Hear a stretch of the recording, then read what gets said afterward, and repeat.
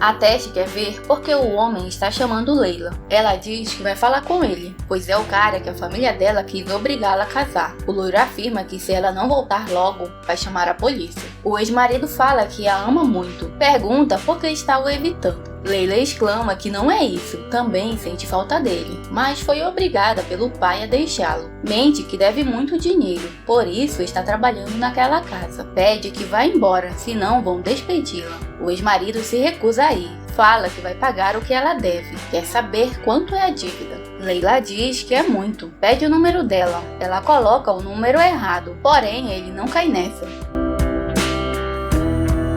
Quando a garota retorna, o chefe já está ligando para a polícia. A Teste comenta que o homem não a esqueceu. Ela alfineta. Ninguém quer ser esquecido. No dia seguinte, a garota acorda com várias mensagens do ex-marido, dizendo que está juntando o dinheiro e quer vê-la. Ela conta ao grupo que encontrou seu ex-marido e que ainda chamou de esposa na frente de Ateste. Afirma que precisa encontrá-lo naquele dia, senão vai aparecer na casa novamente. Sugere que façam as malas para irem embora, mas o chefe fala que irão seguir com o plano. E Leila, mais do que nunca, terá de fazer Ateste se apaixonar por ela. Eles repassam as fases do golpe. O chefe a relembra de uma regra que não pode esquecer de jeito nenhum. Não pode se apaixonar pela vítima. Então ela parte para a primeira fase, conhecer de novo. No café da manhã ela pergunta: quer mais café, senhora Teste? Ele questiona: senhor? Fala que devem seguir como estavam, porque já se conhecem. E Guy chega falando que vai a um aniversário de uma amiga. O irmão afirma que o pai determinou que ele fosse em aniversários com ela, porém ele está muito ocupado, então não vão. A menina se irrita, diz que ele não mereceu mesmo ser amado pelo pai, que o genitor escolheu a mãe dela porque não encontrou amor na mãe dele. O irmão ordena que não cruze a linha, de outra forma vai ouvir o que não quer. Ela diz que vai embora, ele diz que pode ir se quiser. E Té fala que o chefe precisa fazer alguma coisa. O loiro leva para outro lado e exclama que tem razão. É para o mordomo organizar uma grande festa naquela noite. E o Gás pega os irmãos e sai de casa. Leila vai junto. Eles foram parar na casa de Umut. A Teste não está disposto a trazê-las de volta por enquanto. Quer curtir um pouco sua liberdade. A amiga comenta que se não o conhecesse bem, diria que está flertando com a babá. Ele diz que não há tal possibilidade. A noite chega e a festa começa. O chefe do bando está preocupado que o ex-marido de Leila entre sem ser notado. Não demora nem 5 segundos e o homem entra escondido. O golpista liga pedindo que a garota volte para casa. Ela afirma que não pode deixar as crianças. Ele diz que tem muitas pessoas na casa. Pede que volte imediatamente. Leila fala que vai dar um jeito de ir. Então ela parte para a segunda fase. Envolva-se na vida pessoal. A Teste está conversando com várias mulheres. Marianne finge que tropeça e joga bebida nelas, a fim de afastá-las. O bando vai tirando uma por uma para ele não se envolver com ninguém.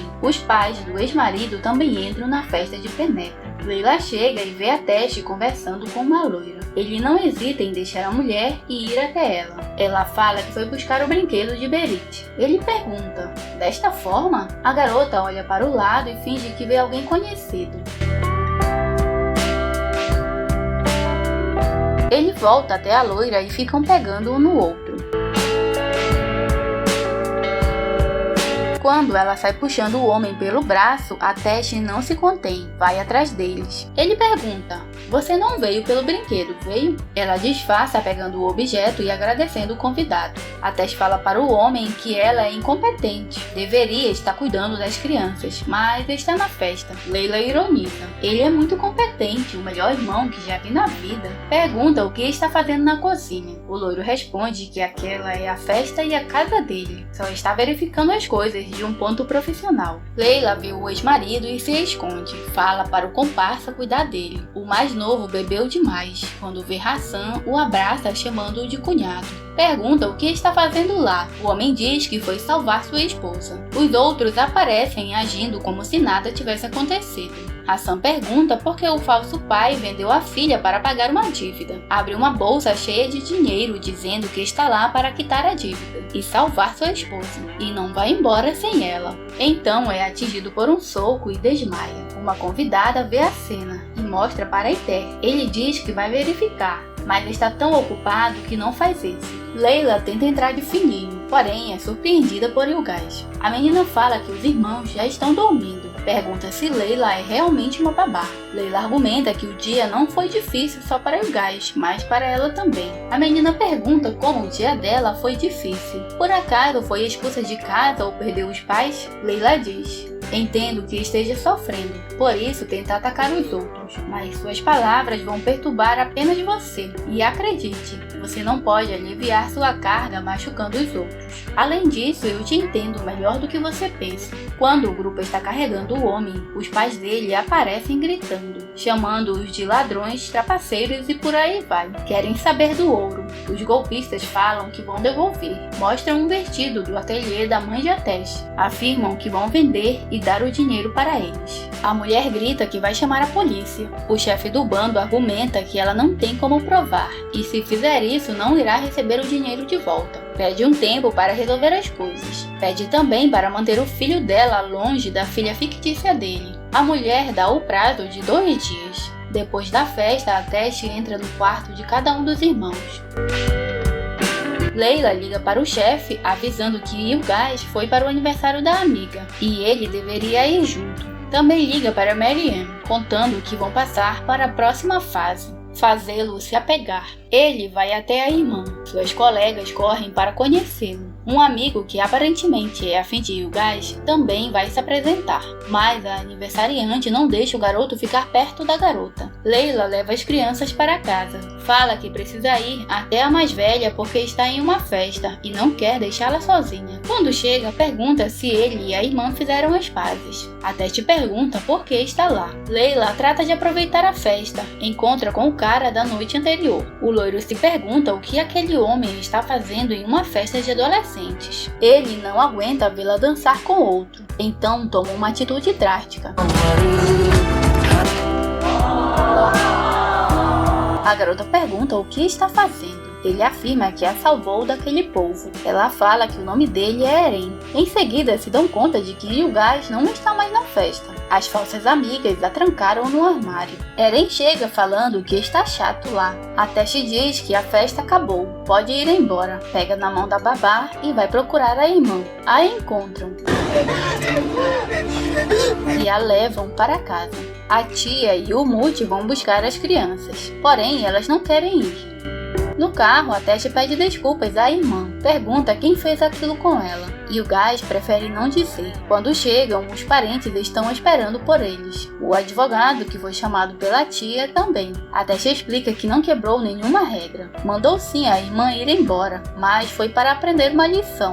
Diante disso, o Mute pergunta se as crianças podem ficar com ele. O advogado afirma que se elas quiserem, podem sim. E Yugás fala que tudo é mais fácil com o Mute. Porém, aquela é a casa deles, e por isso vão ficar lá. Um tempo depois, o loiro vai conversar com a irmã. Pergunta o que aconteceu. Ela fala que todo mundo pensa que ela estragou o aniversário da amiga. E não é para ele levar tão a sério, porque foi só uma brincadeira. Atesh afirma que não foi uma brincadeira, foi uma crueldade.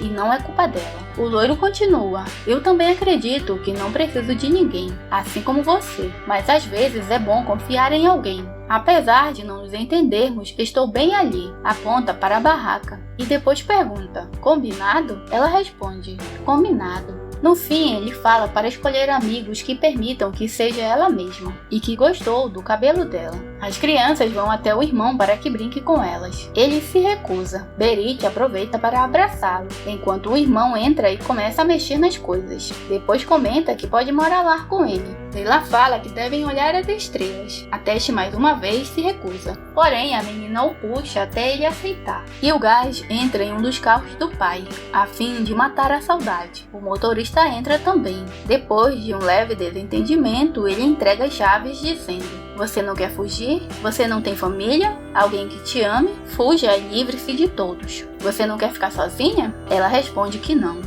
O garoto exclama: você não quer porque esta é a sua casa. Mesmo que fuja, você sabe que vai voltar. Então ela grita: o que você está fazendo aqui? Você não tem casa? Não tem para onde voltar? Ele sai sem dizer nada. A garota corre atrás dele falando que não poderia fugir mesmo que quisesse, porque não tem CNH. O motorista diz que pode ensiná-la a dirigir.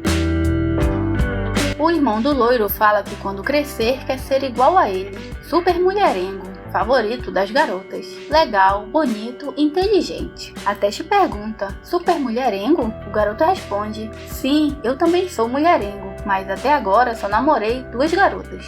Você teve umas 500 por aí. O protagonista quer saber quem disse aquilo. A Idoz fala que foi Iter. Pergunta se tem namorada e se tiver é para apresentar. Leila demonstra que também quer saber, mas tudo o que houve falaremos sobre isso quando você crescer. A Idoz pergunta onde está a família da babá. Ela conta que estão longe, mas um dia vai encontrá-los. O garoto vai embora quando Leila diz que vai ler uma história. A Teste tenta fazer o mesmo.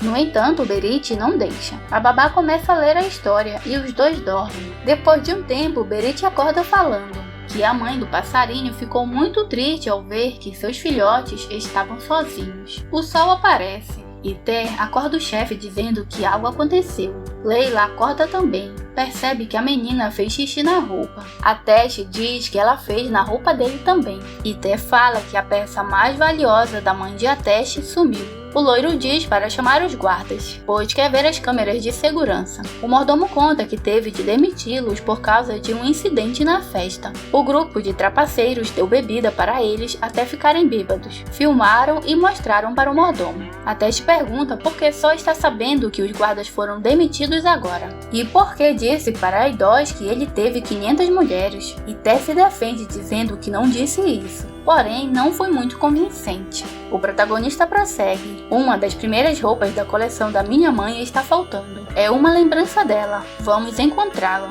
Os funcionários são reunidos e avisados que precisam encontrar o vestido. O mordomo pede um relatório de tudo o que fizeram durante a festa. A polícia chega e pega o depoimento de todos da casa. O policial recebe a lista de convidados dizendo que será muito difícil interrogar 300 pessoas. Fissun ouve por alto que roubaram peças de Juliette. Ela se desespera ao pensar que descobriram que roubou desenhos da falecida e os usa como se fossem dela. Leila entra perguntando onde está o vestido. Alerta que não toquem coisas valiosas de família e que a peça era uma memória da mãe dele. Exige que digam para quem venderam o vestido. Eles negam que roubaram, mas sabem que foi o líder deles quem fez isso. Vendeu e entregou parte do dinheiro para os pais do ex-marido de Leila. A garota afirma que vai desistir do plano de enganar a Teste se o vestido não aparecer, custe o que custar. Então ele conta para quem vendeu. Ela vai até lá, porém outra pessoa já comprou.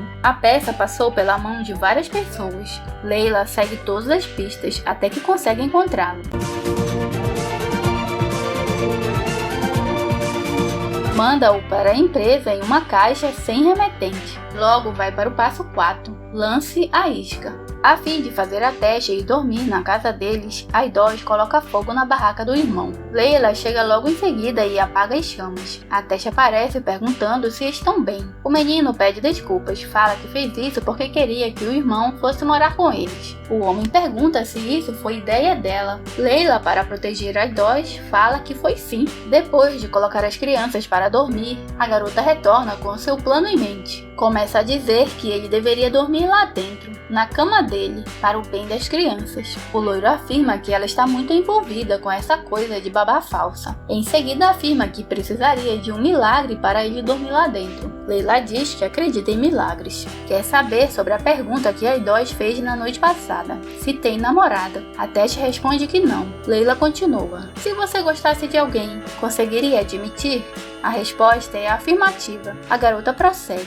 Você tem se contido ultimamente para evitar se apaixonar por alguém? Os dois se aproximam e ela prossegue com o plano de seduzir o loiro. Fala. Existe alguém que você olha para os lábios dela, até chegar ao ponto de não fazer mais sentido o que ela está dizendo? Existe tal pessoa? A Teste se afasta. Responde que não. Diz ter consciência do que sente e do que pensa. Leila o parabeniza, pois nunca viu alguém tão seguro dos seus sentimentos. Ele pergunta se está ofendida, porque parece que estava esperando outra resposta. Ela responde que não. Questiona o que significa um beijo para uma pessoa como ele. E se estava esperando algo a mais, não vai acontecer, porque ele não tem coragem. Quando ela faz menção de sair, a Teste a pega nos braços e a conduz até o quarto dela.